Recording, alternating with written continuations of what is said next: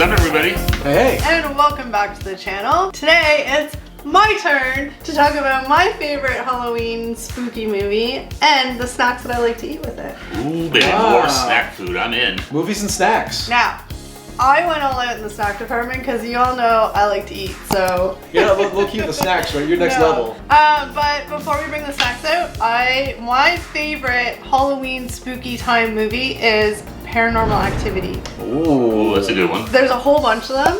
Mm-hmm. But Paranormal Activity 1 is the first one I watched, obviously. Duh.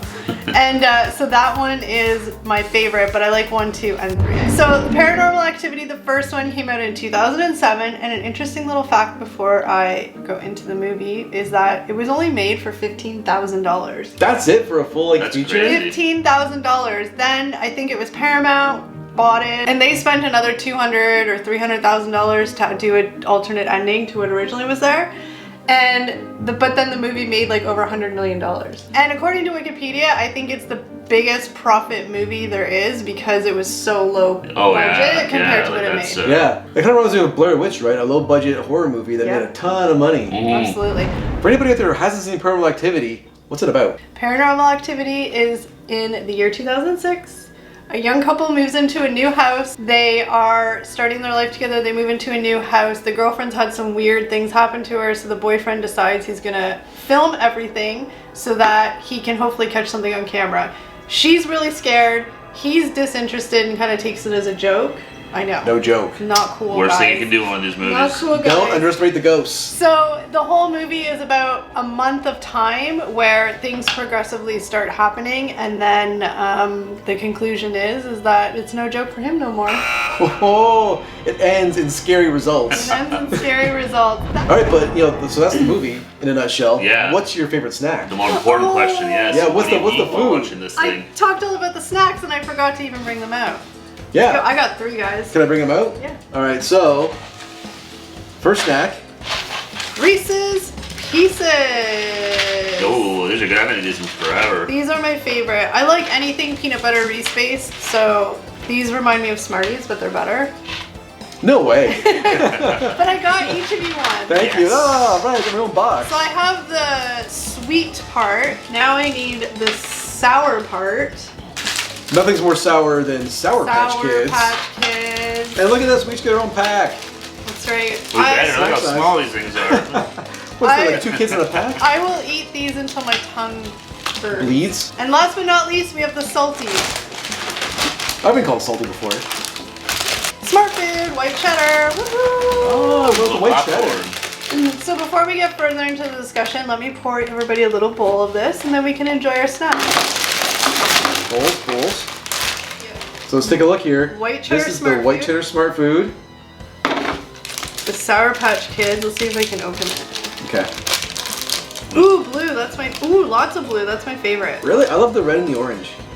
And then Reese's Pieces. Didn't E.T. eat these or something? He did. He did. He did? He did, They yeah. look like a trail of them, didn't they? Or something? Yeah, there was a whole big marketing thing in ET and And Reese's Pieces. Oh, delicious. They just look vintage, the style of these things, They like the do. colors. I haven't had them Yeah. forever. Oh, what were we here for again? Paranormal We're talking about Activity. movie. Kelly's already, she's off the movie. She's like, I got my snacks. I'm good here. No. So why is Paranormal Activity your favorite horror movie? Is there something about it that really speaks to you? I think it's because it's not like cheesy slasher, blood and guts. So the whole point of the movie is the whole movie is shot in like the point of view of them using the video camera to capture stuff. Mm-hmm. So it's really like shaky and like not professional. And a lot of the stuff that happens, like you see the doors swing, but it's sort of like, what's making the doors swing? What's happening? Why is it doing that? It's sort of like the psychological creepiness. Like, is it nothing crazy gory happens? Like, you don't see like a zombie like attack people. It's all just like this like entity that's, it's a bad entity. Like it's clear that it's a bad entity. This movie does a really good job of building suspense by what you don't see, through what you don't see, right? Yeah, and it's like it's a lot of like, they'll be sitting there and like there's no music soundtrack to this video, like movie. It's just all like as if you were living regular life, and there'll just be lots like they're sitting on the couch like reading a book, and like you know, like really distant noises that aren't loud, but you can hear them, and it just builds up over time, and then, you know, it's that stuff always creeps me out. And I think like the fact that it's like all home video camera footage gives the movie a sense of realism. Yeah. It makes everything more extra creepy. And it feels like it could be you in your house. So just quickly, like I said, there's multiple like it's a series of movies. Paranormal Activity 1, 2, and 3, they're actually like released, how do they call it? That's their theatrical release, but it's not their chronological timeline. Yeah. So the first one is actually the third one in the installment. They show the first one, then the second one, it happens a month before the first one, and then the third one happens 20 years before the first two. Oh, so they're all tied together. Wow. Let's talk about the snacks for a second. Yeah. Oh, snack break. Snack break. Do you have a favorite out of these three, or do you like... I can't because they're all different. There's salty, there's sweet, and then who doesn't like a little bit of sour? Everyone likes a little bit of sour. I mean, if I had to pick which, I don't know, I can't pick because they're all just different. Yeah. So you have a favorite scene? Yes. Yeah? Yeah, so like I said, the whole movie is over the course of about a month, and it's mostly just like, it'll be like night 1, night 2, night 3, and it's just shot of them sleeping and then stuff that happens and they get up or whatever. But one of the creepiest scenes in it, I think it's probably halfway through the nights, is that it's like, everything always happens between like 2 and 3 or 2 and 4, the witching hour. Yeah. Middle of the night. In one scene, she wakes up, like again, he's still sleeping, it's like 3 in the morning, she wakes up, she just gets up out of bed, she takes 2 steps away from the bed, she just turns around, and she just stands there and just stares at the guy sleeping on the bed still. And then the camera fast forwards, and it's like 2 hours. And she's just like, making no, like, nothing, just completely like, and then spooky, it'd be unnerving to see that. It's spooky, and so it's night vision too, right? So it's like dark, not night vision, it's dark. And then the camera, like, it speeds up to show 2 hours have passed, then it comes back, and she just walks back into bed, pulls up the covers, and goes to sleep.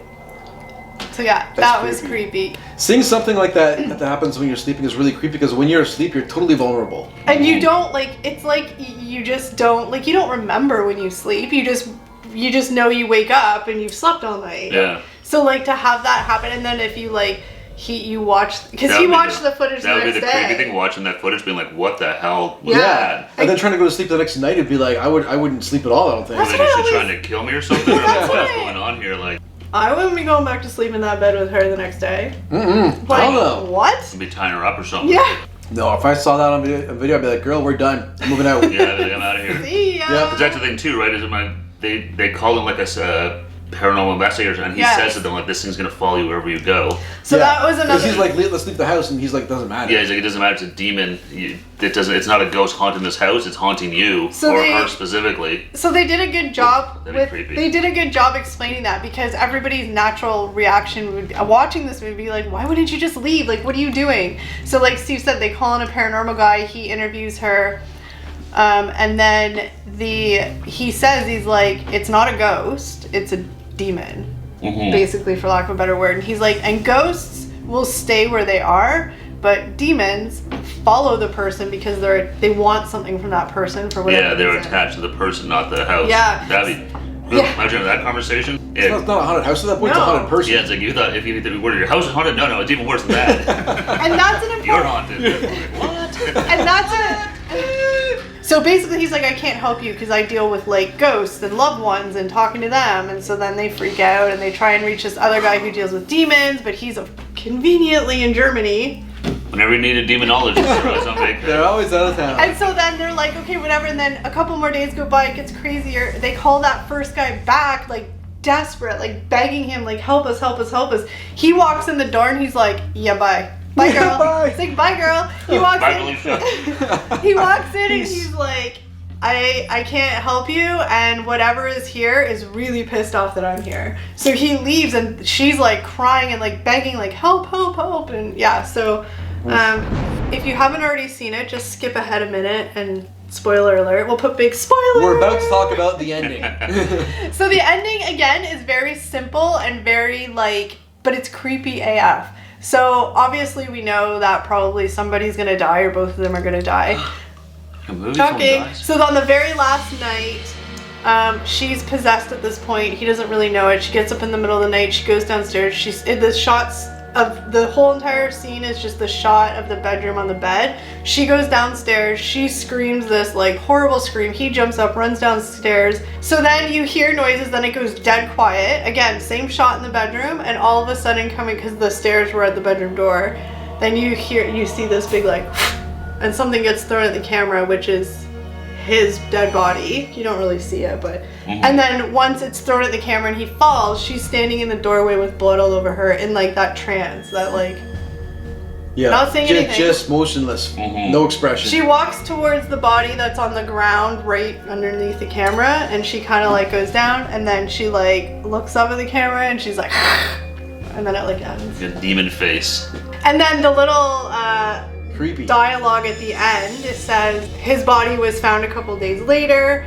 She was nowhere to be found and nobody knows where she is. Whoa. I really like the ending of this movie. Like, the whole movie has got a good job of building suspense up until that point. Yeah. Because that same shot of the bedroom happens, like, throughout the whole movie overnight. And lots of little things happen. Yeah. And then finally this big moment happens. And I think that's why it's so good, because like you didn't see her kill him. Well, that's the thing. They didn't need the that biggest thing that stuff. happens in the entire movie, you don't hear it. You don't see it, you just hear it. And you don't need to see it to make it like creepy. Because in your mind, it's probably even worse than what they could probably, especially for a $15,000 budget. Like, and that's exactly you it. aren't going to show you any like real fancy high tech So these scenes. It's better just to hear it.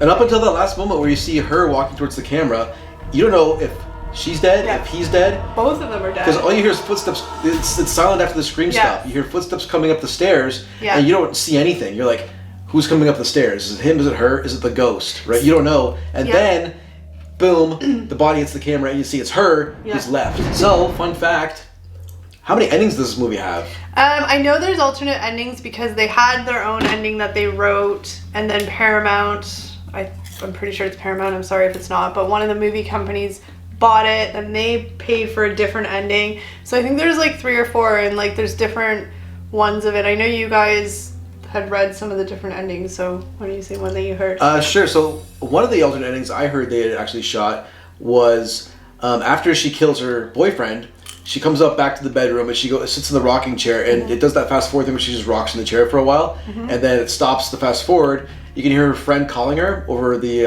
answering machine, saying, "I've been seeing you in days, where are you?" And then nothing, it goes to fast forward again, and then the cops show up at the house, and then the cops see like the dead body of the boyfriend, and like, what's going on here, and then they kill her. That would have been a neat ending, and then that would have totally, I guess... Well, then no sequels. Yeah. Did you have another one that you had read? Yeah, I read that the one Reddit ending I read that they had kicked around but didn't actually shoot was that she kills her boyfriend. She basically bludgeons him to death with his camcorder that she's using to record all this stuff, and you see his whole death from the view of the camera. And that's an interesting thing. I thought that would have been really cool. That would have been a good ending, because throughout the whole entire movie, she progressively gets very, very angry and agitated at the boyfriend for recording everything, because she's starting to get really freaked out. He still thinks it's a joke. So she gets angry. Like, they have a bunch of fights about it. So that would be interesting that he got killed. Yeah, it would have been a nice little poetic justice there. Not that, anyone deserves that, but it would have been a good tie-in to the whole kind of... Because he was not a very sensitive boyfriend in this movie. She was getting very scared, and he was kind of just being like, no, we're gonna... Ouija board. Maybe it's because he was scared too. I don't know. And that's how he was handling it, maybe. But yeah, that would have been interesting. Yeah, that would have been a really cool ending. But then you said that, so what was So there was actually, the original ending that they shot was very, very simple. It was, so Kate comes in after, killing her boyfriend Mika, and she just goes up to the camera and kills herself. Really? That's what they had come up with? Yeah, low budgets. Yeah, the studio ending is the only ending that has like a special effect in it. Yeah. Where she throws the guy at the camera, and then her face turns into like a ghoul face for a second. That one, I don't like the idea that she would have killed herself. Yeah. But yeah, so it's a really good movie. I highly recommend that you watch it. Don't give up on it because it looks like low budget and the acting is... And it's slow at first. It's slow, but it's a slow burn, but it's good. If you like paranormal type stuff, it's a really good movie, and I thought they did a really good job. Oh, for sure. My belly's full from all the snacks. Yeah, thanks for the snacks. Yeah, that was good. That was really good. a little snack and chat. Snack and chat about a movie. Yeah. Alright guys, but that's it for today's video. Thank you so much for watching, and don't forget we have new videos every Tuesday and Thursday, and we go live every Friday at 7 p.m. Eastern Standard Time. If you like one of these videos, please leave us a big thumbs up. It really helps our channel a lot. Lets us know you like what we're doing, so leave us one of those.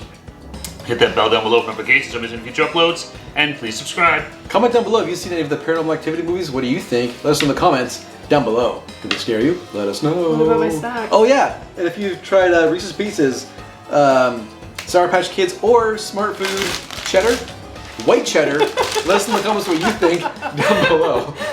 Do you mind right your left? We have a video recommended by our friends at YouTube was recommended, so it's going to be fantastic. And underneath that, we have a video, a playlist of trips videos. Click that and watch a whole bunch of videos all in a row. YouTube and chill. Bye, Bye, guys. Bye.